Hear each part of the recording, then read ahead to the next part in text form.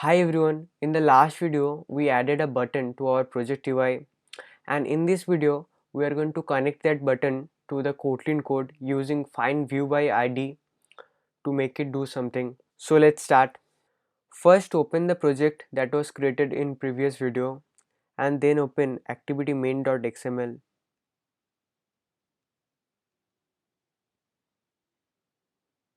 The Kotlin code is responsible for defining the interactive parts of our app, things like what will happen after you click a button. So we want to write code there to make something happen when the button is clicked. But first we need to get a reference to the Kotlin code for the button. So how we will do that in our XML?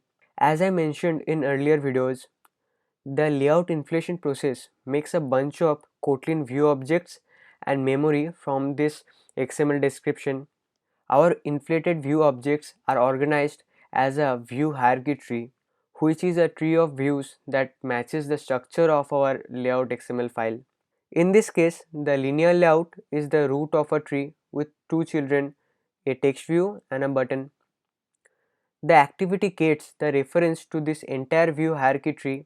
So if you want that specific button view, you will need to search for it.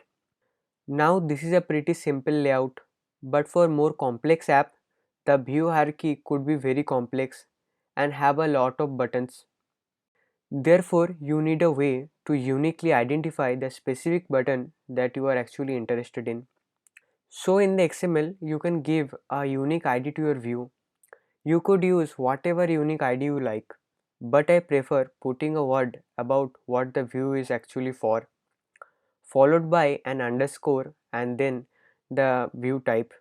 In this case, role underscore button. Every time we define an ID for a view, Android Studio automatically creates an integer constant with that ID's name. It does this in a generated class called R. R stands for resource. This class holds a mapping of all resources matched to the view IDs that exist in the project. So if you name a view role underscore button, it will auto generate and create integer constant called role underscore button in that R class. To get the view object from your activity, you can then use a method called findViewById, where you pass the integer constant representing the view that you are looking for, and the activity will take the view hierarchy associated with it and search for the view ID you specified. Once it finds the view, it will return a reference to the Kotlin view object that we can use from our activity. Now let's try this. I want to add ID to the button tag. I will do that by typing ID and then I will choose the Android ID option.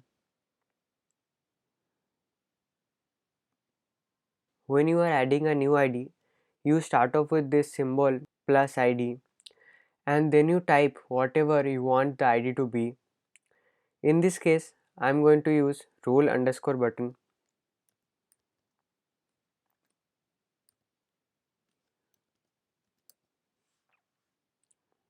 Now as soon as I have done this, I will go to the project panel and open main activity.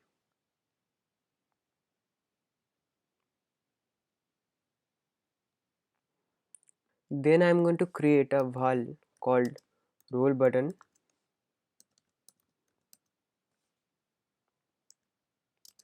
of button type. Just going to select this,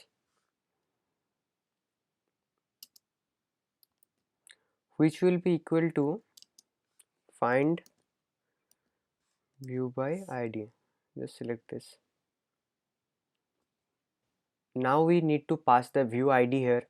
We are going to use the R class that I talked about before, and then ID,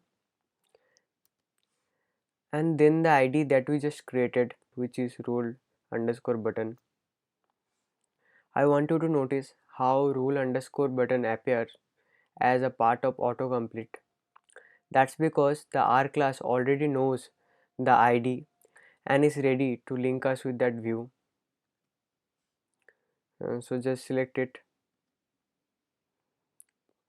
Now that I have reference to my button, I could actually use it. I can call methods on our button to dynamically modify how it behaves. Pretty much any attribute that exists in the XML I can modify here. It could be something like text.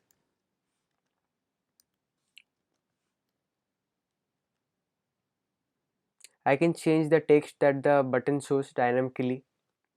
Let's set it to let's roll.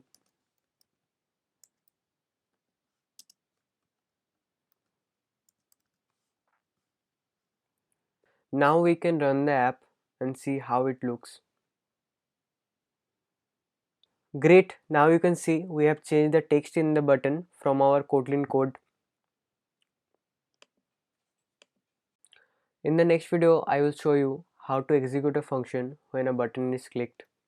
So that's it for now. If you're facing any Android related problems, feel free to reach me in my Discord server where you can join our community. And if you liked this video and want to watch more Android development videos like this, consider liking the video and subscribing to the channel, and see you in the next video.